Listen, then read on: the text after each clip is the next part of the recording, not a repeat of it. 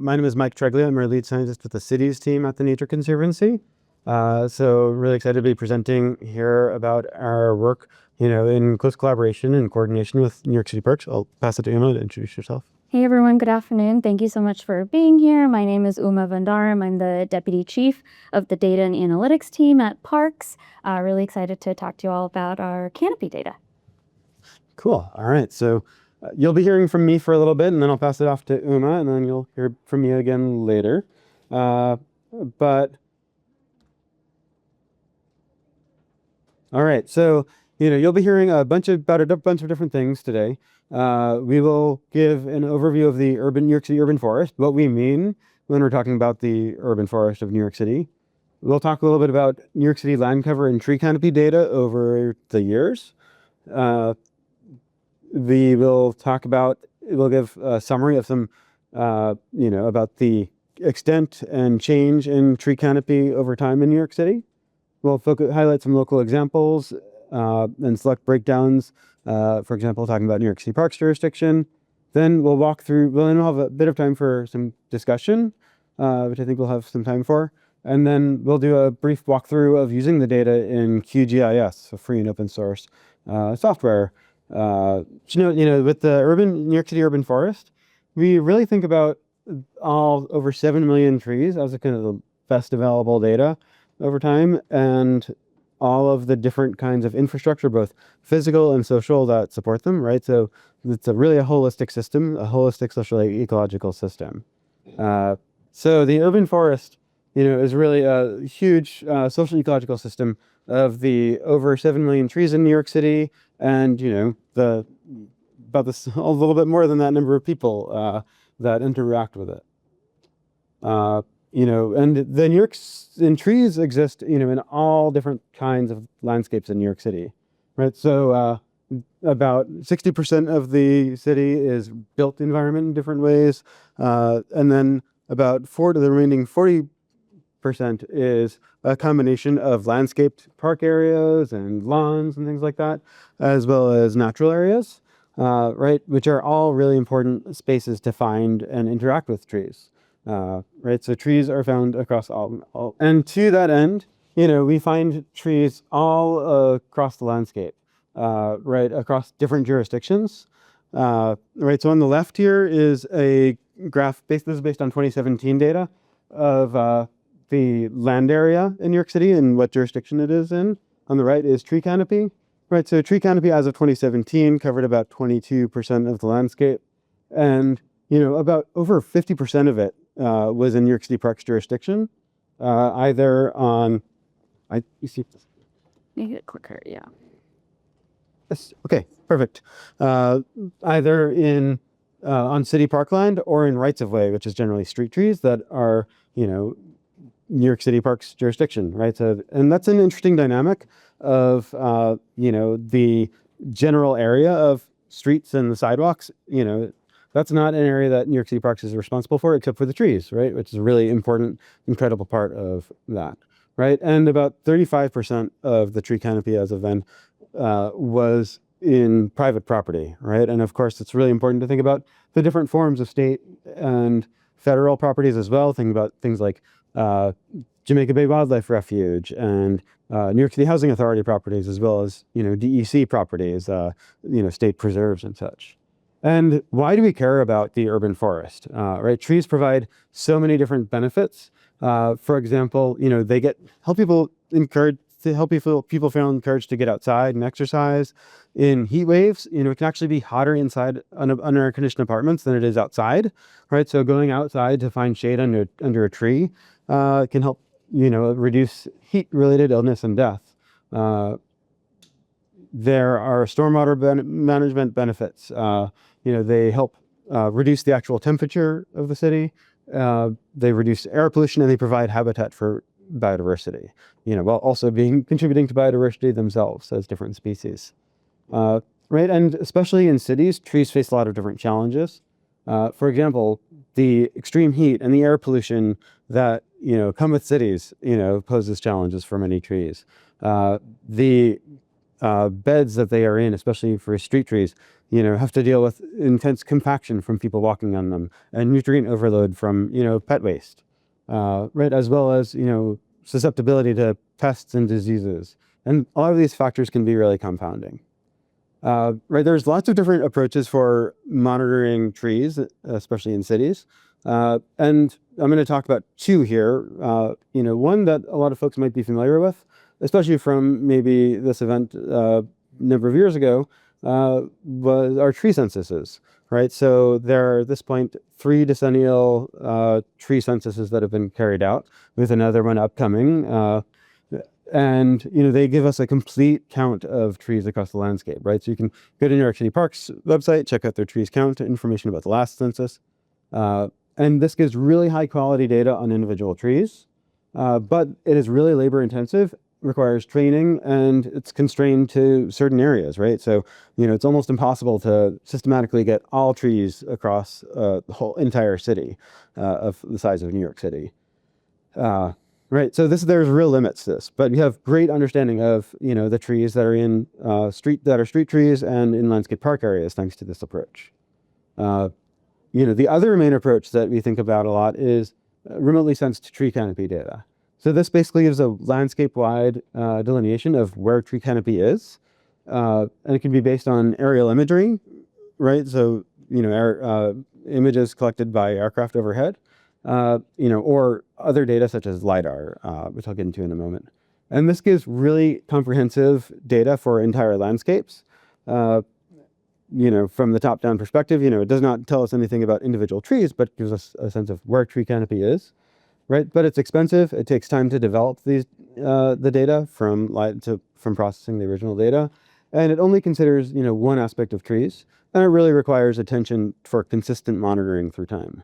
Right, but it's the fact that it gives comprehensive data for an entire landscape really supports incredible management and policy decision making in a place like New York City, because it spans all jurisdictions, public, private, all different land uses, and with multiple points in time of data, we can actually look at really granular tree canopy change, looking at where has tree canopy actually gained, not just in net, but where have the individual losses and gains of tree canopy happened across the city. So, LiDAR is a technology that has really allowed for incredibly robust urban forest monitoring, because it allows for 3-dimensional mapping of the landscape and capturing, height. So we can set a point where we can decide something's a tree and not a shrub, for example. So in many cases, like for the New York City LiDAR flyovers, it's collected by aircraft. So basically there's a sensor mounted to an aircraft sending out a laser beam, and every time that laser hits something, or part of the laser hits something, that hit bounces back to a sensor on the aircraft, and it allows us to have a 3-dimensional picture of the landscape. So there's other ways of collecting LiDAR, but this is the way that these data rely on. And so, there's been some really awesome LiDAR-based land cover and tree canopy data sets developed for New York City, with the first one based on 2010 LiDAR. And that really served as a proving ground for the methods that have been used across the country in a lot of different cities. Right, so that's available on New York City Open Data. Then there was another LiDAR collection in 2017, which allowed for the first robust tree canopy change data set for 2010 to 2017. And then, it was about a few years ago, I was, looking for actually something on the old LiDAR data, and found a folder on the New York State FTP server with LiDAR data, and found a folder of 2021 New York City LiDAR data, which enabled the development of the latest one for 2021. So, our team at the Nature Conservancy worked to QA and QC that with, the work contracted out to the University of Vermont Spatial Analysis Lab that's developed the past ones. And, we were able to really collaborate closely with New York City Parks on that QA, QC, making sure we were feeling really good about it and lots of different uses of it. So that is on an external data repository called Zenodo. We do need to, try to get that linked onto New York City Open Data at least. But yeah, you can find it there. So LiDAR-based tree canopy monitoring has had really broad applications, communicating and storytelling about the resource, supporting policy, advocacy, and agenda setting, and other data sets like estimating where there's opportunity for new tree canopy. It's also informed local laws, for example, that require the development of an urban forest plan and 5-year intervals of LiDAR-based canopy data, and requires the inclusion of trees and their canopy in Plan YC functionally. So, a key summary point, is that we've been seeing increasing canopy over time in New York City from 2010 through 2021. So this is really exciting. We don't know what's happened since 2021, but we're excited to find that out next time we can. So next up, I'm going to show you a bunch of maps with tree canopy cover and tree canopy change across the city. So brace yourself for a lot of maps. I hope you like them. But as of 2021, the citywide canopy is 23.4% overall, right? And you can see it varies across the boroughs, with Staten Island being the most canopied borough, Brooklyn being the least, and it's increased in all boroughs. To the smallest extent in Queens, but it's encouraging that we're seeing these increases across the city. And we can continue. We can look at the data through lots of different ways. Today, I'm mostly going to show you some different scales of looking at the data, because to give some more granular insights. Right. So this is the same kind of data broken down by canopy, by city council district. Right. And so you can start to see that there are areas of the city that have a lot more than others. For example, Southern Staten Island and the Northern Bronx are kind of, often highlighted as some of the most canopied areas of the city. Of course, the council district that includes Central Park, right, has a lot of that high canopy cover is associated with the park itself. And, then we can also start to look at change. It's really interesting. We're starting to see some losses in Eastern Queens, which I know Uma will talk a little bit more about later. And something that I think is really encouraging is that some of the areas that even have, relatively little canopy today have been seeing increases, and this has been consistent through time.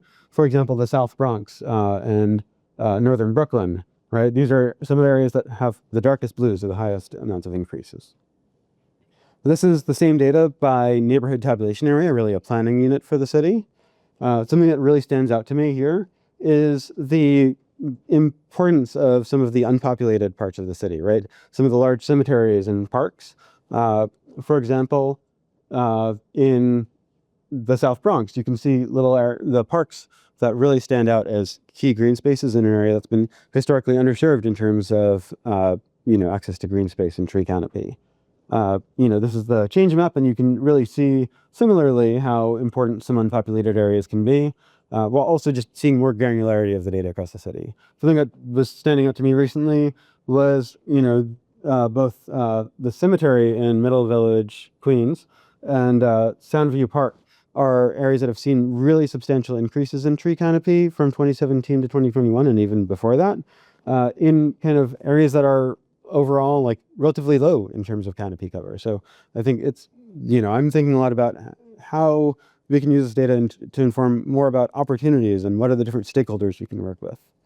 Right. And this is the small scale that we'll talk about, which is just census tract, which gives a much more granular sense of the data. And you can see there are areas in all boroughs that have exhibited some losses, represented in yellows here. And, we can look at the change on the right is the change from 2017 to 2021. On the left is change from 2010 to 2017. And, the areas that have lost canopy and gained canopy have changed a little bit. In particular, from 2010 to 2017, there were a lot of the coastal areas hit hard by Sandy that we saw losses in. A lot of those areas have seen more recent gains, in part due to intentional replanting and recovery efforts. And we can see more areas just dispersed through the different boroughs that have experienced losses. Right, and we can look at this in a much more granular scale. So this is the land cover data, the tree canopy change data for an area right in Southern Staten Island, a very low density residential area, and we can look at what this area looks like at 2 time points in aerial imagery. So the imagery looks red because it's near infrared. It's showing kind of it's a form of imagery that helps highlight the vegetation more in red. But you can see the leaf off tree canopy up here, natural areas, right? These are all private property. and there was substantial loss due to development of that tree canopy, right? So we can think about what are the different kinds of construction that might impact the urban forest, impact tree canopy, and how can we support expanding and increasing tree canopy in spite of the different circumstances. I'm going to pass it off to Uma now. Thank you, Mike. Okay, so as Mike mentioned earlier, at the Parks Department, we're stewards of over, half the canopy across the city at 53%. So we really wanted to break it down and see, okay, on Parks properties, how has this 2021 canopy looking like? How is it distributed? So you can see that on this map here, and you'll see that, Staten Island, Manhattan, and the Bronx are all kind of at the same level of coverage, with Staten Island leading, and then Queens, and then Brooklyn kind of coming in at the end there. And then with the map on the right here, you're seeing, okay, how did that change? How did that distribution change from 2017 to 2021? And we're seeing, again, increases across all the boroughs, right? Every borough saw gains in canopy on Parks properties, on parkland. And the overall increase here is at 2.3%. And we're seeing that is outpacing the canopy change across citywide. So canopy on parkland is increasing at a faster clip than across other jurisdictions. We also did the same kind of breakdown on city rights-of-way, which is also under Parks jurisdiction. The street trees that are on the sidewalks are under, our care. And so here, the breakdown you can see of the 2021 canopy, again, Staten Island kind of leading there in first place, and then you can see how it looks like across the other boroughs. And then we also looked at that change metric. How did that distribution on rights-of-way look? And again, it increased everywhere, with sort of Brooklyn and the Bronx kind of leading the pack here. And you can see that while it grew in Queens on rights-of-way, it didn't grow nearly as much as it did on in the other boroughs. So we'll kind of dig into that a little bit and see where exactly is that coming from. But again, the overall increase here is at 2.1%, which again is a larger gain than we saw across the city as a whole, showing that canopy on lands under Parks jurisdiction is really kind of driving the canopy growth we're seeing across the city. So sort of zooming into that example in Eastern Queens, we see that, Eastern Queens lost canopy. You can see here, this is a breakdown by community board. But it's really, when we break it down further, we're really finding that these losses are driven on areas outside of Parks jurisdiction. And here, here's that breakdown a bit, right? So this is those same 3 community boards that you see have lost canopy. And when we see where canopy lost, it was actually in all other jurisdictions where that canopy loss is coming from, because actually on city parkland and on right-of-way, canopy grew at that same time period. So, as the Parks Department, we have limited jurisdiction, no jurisdiction really about canopy that's not on our property. So we have to kind of understand what are the drivers of this loss, how do we mitigate that, how do we sort of build coalitions with folks outside of our department and see, how to kind of mitigate those losses. But also what's interesting is that, Eastern Queens is, a lot of Eastern Queens is in a high heat vulnerable neighborhood designation, and the Parks Department really prioritizes planting in those areas, and we've heavily planted in Eastern Queens over this time period. So I think what this is showing is, we can't really plant our way out of like the losses that we're seeing, and that preservation of canopy is just as, or, is equally important to contributing to increasing canopy across the city as much as planting new trees is. So we also did this, same kind of analysis looking at canopy change across these 3 time periods on natural areas, and in sort of 3 different ways. One is we looked at forever wild areas, which are on New York City properties. This is kind of a special designation given to lands to manage specifically for their ecological and diversity benefits. And here you're seeing that, canopy steadily increased across these 3 time periods. And then we kind of expanded that boundary and say, let's look at all natural areas that are on parks property. So this includes forever wild areas, but also natural areas that are like lawn or landscaped area of parks, not kind of the natural forested areas that you might think. And even in that sort of designation, canopy kept increasing steadily across those 3 time periods. And then we expanded the natural area definition a bit more to look at all natural areas across all other jurisdictions, not just parkland. And this is based on, an ecological cover type map that was created by the Natural Areas Conservancy. And again, it shows canopy steadily increasing at this time. One thing though that we want to point out about the canopy data that we're looking at is it's really just identifying the presence or absence of canopy, right? It's just saying whether or not it's there. It doesn't quite say anything about the condition of that canopy. And so it's not really, you can't quite use it as a proxy for developing management plans or of resource allocation needs. There is work that's being done on this. There's, our partners are working, and Parks is working on collecting condition data, but that's not being represented here. So we wanted to, dig down a little bit more into the canopy growth we're seeing and kind of understand, okay, what are the drivers? Is it coming from planting new trees? Is it coming from existing trees that are growing and expanding their canopy? So Mike's team did this analysis that sort of looks at where the gain is and what it's adjacent to, right? If it's adjacent to or touching existing canopy, that's a really good indicator that that's coming from a tree that's growing.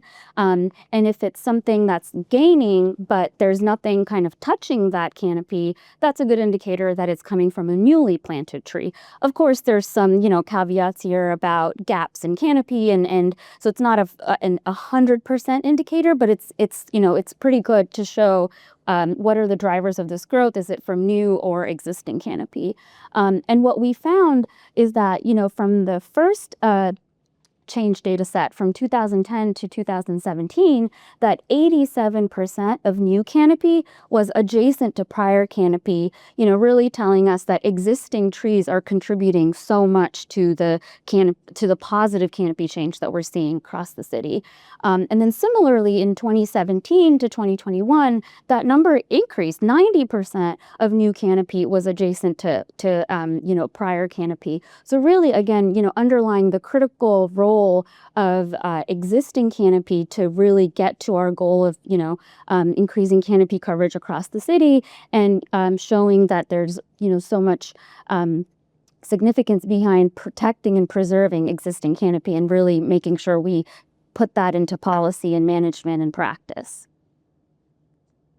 So some early conclusions, because we're still working on, doing further analysis of the data, but, we can very confidently say that canopy, the trend that we're seeing in canopy growth is continuing. And again, canopy change under parks jurisdiction is really, outpacing the change we're seeing across all other jurisdictions. And then we wanted to extrapolate this out a bit, right? The City Council passed a law in 2023 saying that we have to reach 30% canopy cover citywide. We're currently at 23.4%, so we have quite a ways to go. So we wanted to extrapolate out and say, assuming current trends, when would we reach this 30% goal, right? If we're kind of just staying the course as we are now. And so there's looking at the data now, it shows that there's an average rate of 0.3% net change per year. And so if we want to reach this 30% goal, it would take us until 2042 to get there. But again, that's only if things stay constant, right? So this leads to some questions we want to think about, like how could we achieve that faster?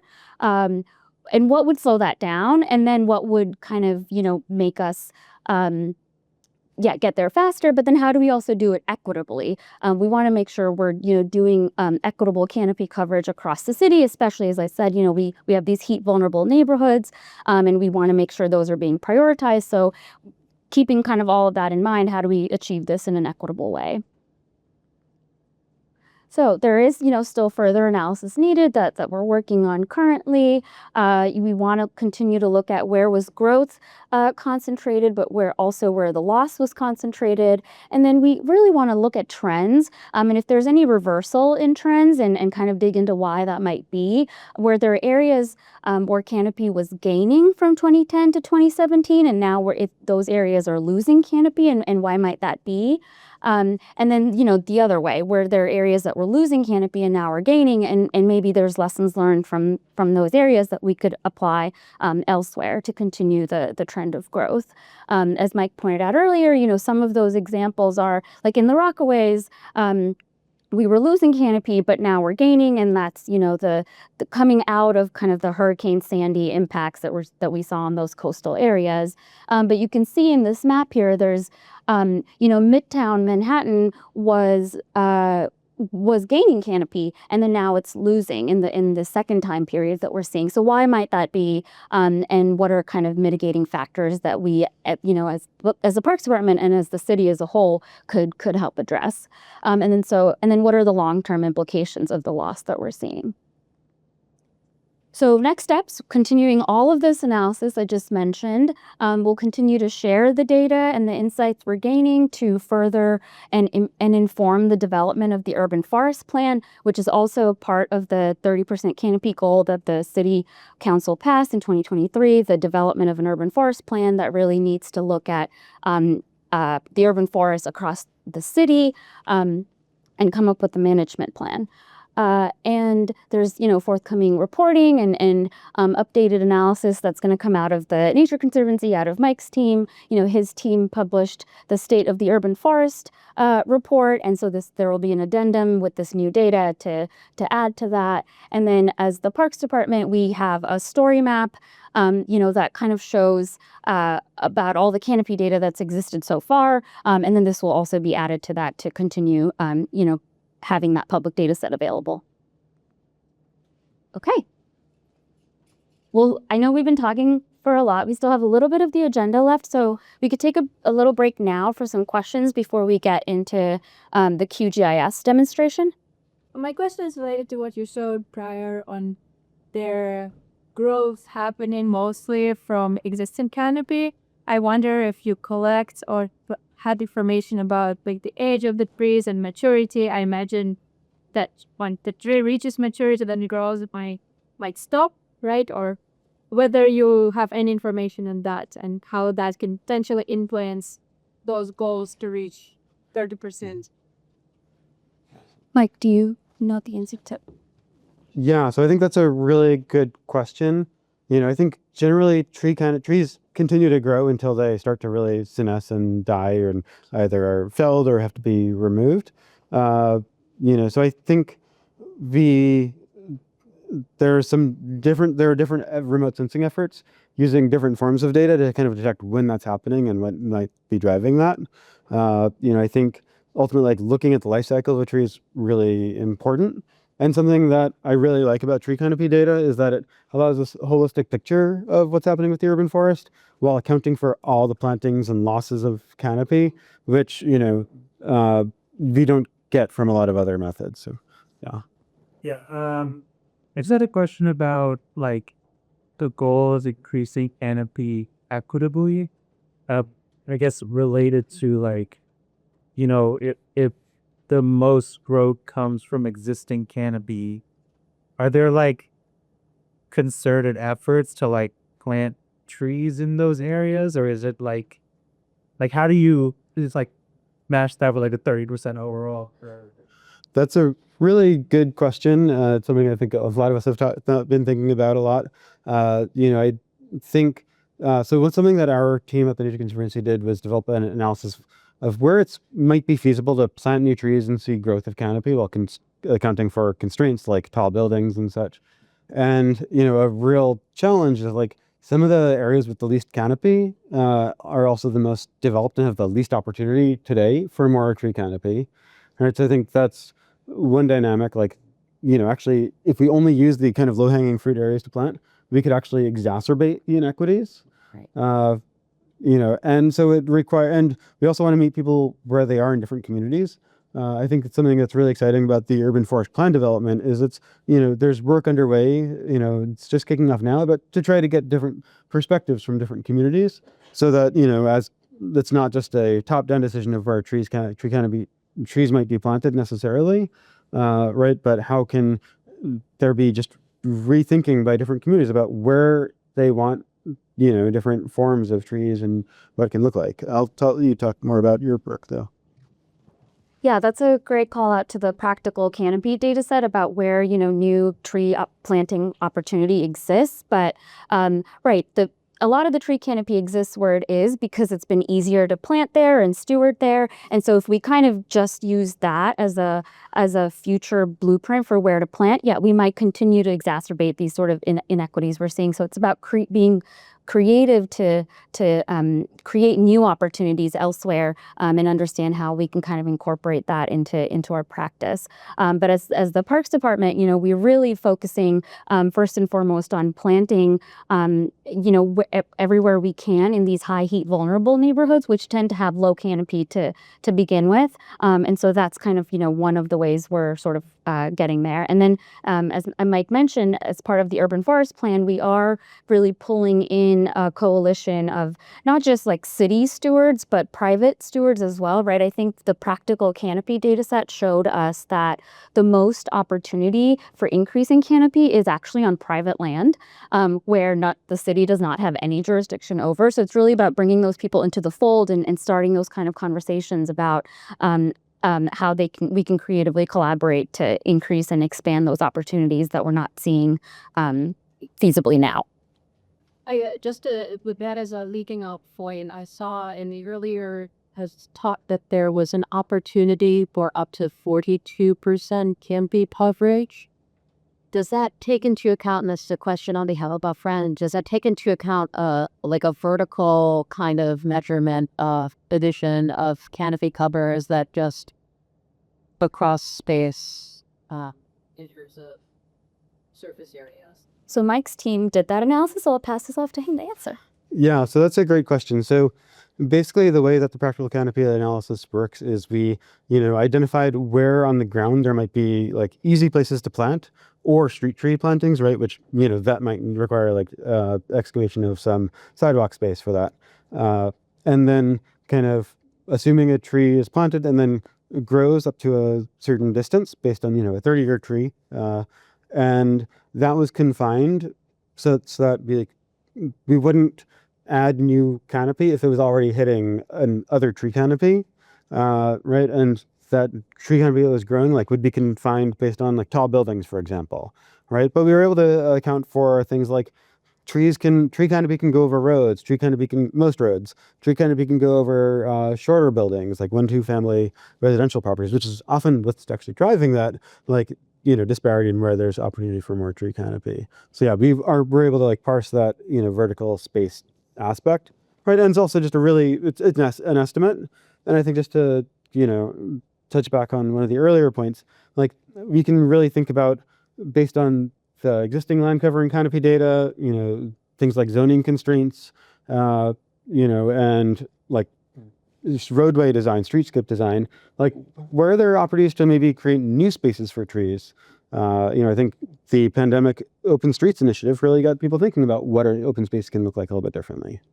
So I think just in the interest of time, we'll try to cover a brief demo of what it looks like to work with these data in free and open source GIS software. And then, so has anybody used QGIS before? Awesome. I guess I'm at an open data, event. So I shouldn't be that surprised, but I'm always surprised at that. So, so the, software for anyone who's not familiar with it is called QGIS. It's free and open source, available for all different for at least, desktop and laptop computer operating systems. Right, and has really incredible interoperability with other software and also lots of different data formats, thanks to some underlying libraries that it relies on.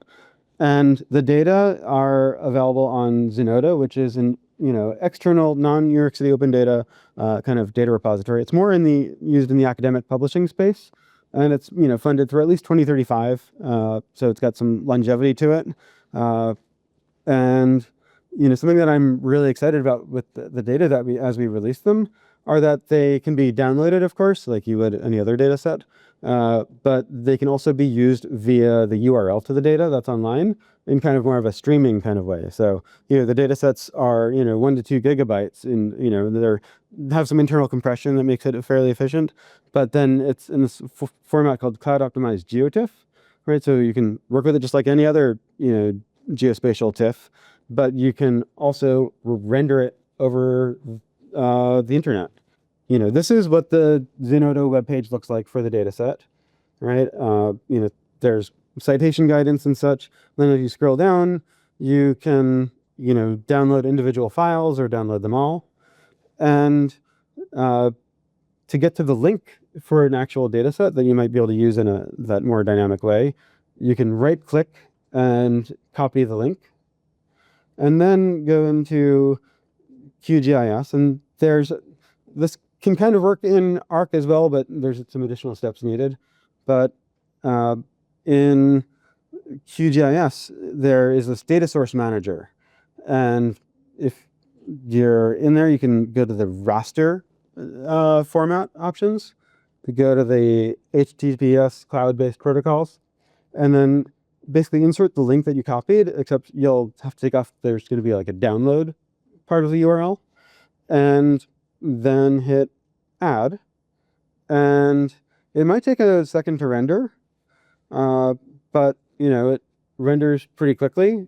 And right now it's showing a really coarsened view of the data, right? So, it's not showing all about billion pixels that are in the data set. It's, showing them only like what scale is needed. And I'm going to just add, a web map layer so we can zoom in a little bit, right? And as you zoom in, the data will render more granularly, right? And you can use this exact same way to work with the data in analytical ways, right? For doing spatial overlays. So this is what it can look like to work with the data. And the same applies for the tree canopy change data layer. Right, so what we were just looking at was the land cover as of 2021. And so I'm going to grab the URL for the tree canopy change, go back to QGIS, and then I'm going to use that same approach to show you in real time what this looks like. So you can see that you might be able to see there's a, question mark download equals 1 part of the URL. I'm going to get rid of that. Then hit add, and it might take a second, but yep, now it's there. So I'm going to turn off the land cover, right? So this is now the tree canopy change data layer, and these are both pre-styled layers, so that, in the tree canopy change, the dark green is the canopy that didn't change at all from 2017 to 2021. Light green is the gains, and the purple is the losses, right? So you can, easily zoom into different parts of the city and see what these really granular changes look like. And, generally this works pretty smoothly. And if it's not working, you can definitely download the actual data layers as well. So yeah, that's just a quick demo of what it looks like. There's also, in case you're really into this, into the data formats, there are some vector-based approaches as well that are kind of similar for doing something similar, like rendering it over over the internet. So yeah, great. I think so. We have time for more questions. One thing I'll note too is right now what's available is just these raw data sets, right? As well as estimated tree points, which have lots of caveats. But as we continue on our analyses and do, breakdowns of the data by different geographic units and such, we'll be putting those up onto Zenodo as well, so folks can use them in a more digested way. I was curious, have you analyzed any patterns around just your IO rates of the trees as well, as it relates to not just planting trees, but how long they actually live for as it relates to the canopy Yeah, we have done some mortality studies as the Parks Department, specifically around the cohort of trees that was planted during the Million Trees campaign. But it was, sort of done a little bit sporadically, and so we haven't quite worked with the data set after to sort of draw out some insights. We're working on kind of designing something to continue that work. But we've started it, but sort of quite don't have sort of insights just yet. The other thing too is I know there's some really awesome work done as part of Million Trees, like to look at the survivorship of young street trees that were planted, right? So like stewardship, just any sign of stewardship was associated with, with greater longevity. Yeah, my question's about the loss in like non-parks jurisdiction areas. So if you have data about this, but I'm curious, like, how that data breaks down as far as like loss in like larger green areas versus people's yards, or if there's like non-parks right away. So do you know how that data breaks down? Yeah, so that's something that our team has been like working on, looking at very like at right now. But one of the things that was really popping out was that like low density residential is the only category of like a course group of land uses where we saw some slight loss at the citywide scale, and of course that loss becomes more pronounced in some areas of the city. So I think that's an area that like I'm interested in paying attention to. I'm originally from Staten Island, so I think a lot about like all the development that I saw growing up, right? And that example I highlighted, where we have these lower density areas, and they're probably going to continue to be low density unless there are zoning changes too, right? So I know, Uma, your team has done some work to start looking at zoning implications for tree canopy, and it's really complicated, probably. Yeah, we're kind of, trying to understand zoning typologies, the changes that happen from rezonings that have occurred over the city, across history, and sort of what kind of implications that has for canopy change. We do have, City of Yes was passed, and so there's all these like competing use cases, right, for the limited amount of space that we have in the city. So how do we kind of balance those interests and but make sure that like the trees are kind of continuing to have a voice? You mentioned about expansion of tree canopy. So I just wanted to ask, like, is there any specific focus on public transit system like bus stops or like bike lanes for the tree canopy expansion? If there was a specific focus on Public transport like bus stops or like bike. Yeah. So I think there are. So I know like Uma's team and her colleagues at Parks might have a suite of like criteria that they can plant and that are constrained by, right? And I think like bus stops, like actually you can't plant within a certain. Yeah, there's kind of a planting guidelines, sort of rules that we follow in terms of where's sort of the best places to plant, but there are some restrictions and constraints that we have to work within. So you can't plant within a certain distance of a bus stop. You can't plant within a certain distance of the intersection for visibility and sight lines. You don't want to plant within 25 feet of another tree because you don't want to impede the growth of that existing tree. So there's lots of like kind of constraints that we have to work within, and these are all public. Our planting guidelines are published, so other practitioners can use them as well when they're planting. But really, our focus at the moment in sort of increasing that canopy and planting is focusing on the heat vulnerable neighborhoods. But also, as the city, we have kind of taken a look at where that planting potential exists across the city, and we're trying to come at it in a cyclical way. And we were able to do some analysis and understand that we could plant everywhere that's possible, that's under our jurisdiction across the city, on a 9-year cycle. So our goal is to kind of is to be in every community board at least once every 3 years and kind of work our way until the community is fully planted, and then kind of move along. And that we've been able to say that, okay, we would be able to plant the entire city in 9 years using that kind of method. Yeah, and I guess the only thing I'll add is I know there's been real attention to the most heat vulnerable communities, and then something I think there's been a few different conversations around in different circles is about supporting people to like be shaded in different paths along their where they might need to go, right? So I think there are challenges of like there are constraints, right? Like we can't necessarily put trees in areas where they conflict with certain types of infrastructure, right? But there's also a desire and need sometimes for having trees in ways that like support people like waiting in the shade if there's not like a bus stop that's shaded there. Yeah, I would have a couple of questions. I was wondering if your data included green roofs and community gardens and that kind of urban farming type thing. And then the other question I had is whether you, in analyzing the losses, are considering the change in the USDA hardiness zones. Because we used to be 60, we're now 70 in some parts of the city, or as high as 80. Yeah, that's so the, sorry. I lost the green first roof- question. the green roofs. Oh, right, green roofs.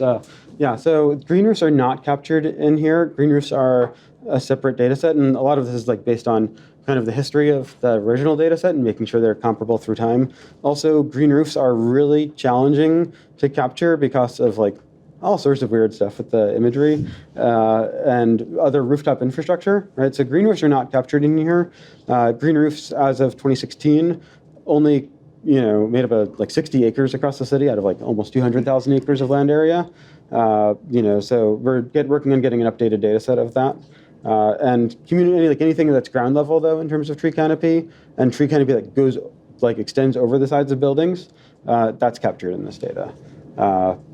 And now I forgot the second part of The USDA hardiness. Oh, right. Are we considering that in terms of Right. losses? We haven't been explicitly like looking at that because like this analysis is like species agnostic, right? We don't care. I mean, we care, but we don't consider like what individual tree species there are. Though there are, some really important efforts to develop planting, climate-adapted species palettes for planting. Like the Natural Areas Conservancy, has done work for natural areas planting efforts in the context of climate change, and the USDA Forest Service has, guidance along those lines as well. You mentioned maybe design restrictions to plant trees on streets, right? I was wondering, is there any conversation with DOT on potentially looking how these guidelines and design can change, like even changing maybe like looking at the sizes of tree beds and they're not adequate in many places, I imagine. So is there any progress on that? Yeah, we definitely collaborate with DOT a lot. They have their street design manual, which is very similar to the planting design guidelines manual that Parks does. And the idea is how do we kind of work in tandem to make sure that sidewalk space that a lot of city agencies have jurisdiction over is kind of used for multiple use cases. So we're definitely working with them. We work with them, on a larger scale, but also on individual project scales. If they're building a pedestrian ramp or something like that, and there's design conflicts, we'll definitely work with them about either moving that tree or kind of changing the design in a way that doesn't impact the tree or require the removal of it. All right.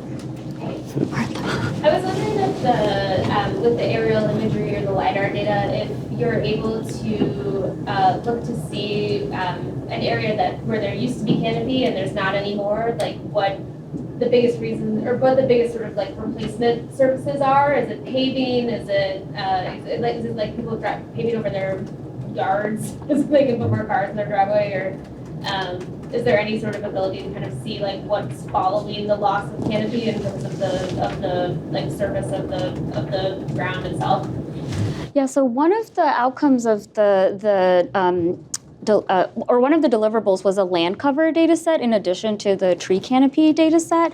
And so because now we have like 3 versions of that going back to 2010, we could potentially look at, was there an increase of impervious surfaces in the same area where we're seeing loss? So that could be one type of analysis we do in looking at the drivers. Is there anything else to add? Yeah, I mean, I think anecdotally we can talk to a lot of these things, but to analyze the data at scale is something that we're thinking through. I know we have partners at Cornell who are thinking about like how to understand like drivers of tree mortality and canopy loss. And I think something I'll note though is like there are definitely instances where trees are removed for major development and landscape change in like a more of a permanent way, right? Like that area that I highlighted in Staten Island, right? Some of those trees, some trees may be replanted in backyards and as street trees, of course, right? But there are other areas like, I know there has been major infrastructure work done for resiliency purposes on some NYCHA properties, right? There's also like development of land for athletic fields and spaces. And in a lot of these cases, there are plans, if not already happening, tree replanting of trees to help at least recoup some of that canopy. Are there efforts to classify the canopies themselves? Like I know you said it's plant agnostic, so do you look at things like light filtration, use that to gauge age or how much more nurturing those canopies need or other factors? So I think the one thing I can speak to is that like there is some work being done by researchers at Cornell in particular about like trying to use other remote sensing data sets to classify species, if at least genera of the species of the trees there are. In terms of like other aspects, that's a really good question. I don't know of other work that's been underway. Yeah, but that's a good question. So with respect to the LiDAR data, I had a question concerning that. Are there any plans to use full waveform data? Or I guess in your estimation, do you think it's unnecessary or prohibitively expensive or something of that sort? Yeah. So the question was about using full waveform data, and so like the way that a lot of folks use the LiDAR data are in what we see as point clouds, right? But they're when a LiDAR pulse is sent down, was actually the data that's received can be interpreted as a wave of different intensities of the light that's being bounced back, and also I think even with using the point cloud, we're only looking at the first return, it's called, like the top points. And I think for different purposes, there probably would be real interest in that. The actual waveform data is not something I ever see like made available, right? On the state data portal where I like stumbled upon the 2021 data, it's all point clouds, right? And I do know, for example, for the ecological cover type map that was based on the 2010 data set, I think the three-dimensional aspect of the data, like looking at understories, were used to support mapping of the different types of forest ecosystems, right? So I think there's, for different more targeted purposes, there's at the least, easy, right? It's none of this is actually easy, but like conceptually easy to use that kind of approach for mapping different things. And there is, work to remap some of the natural areas through the ecological assessment right now. And I think there's been conversation about developing an updated ecological cover type map, which could incorporate the three-dimensionality even more. So one thing I noticed is that it takes a couple years to collect each one of these data sets.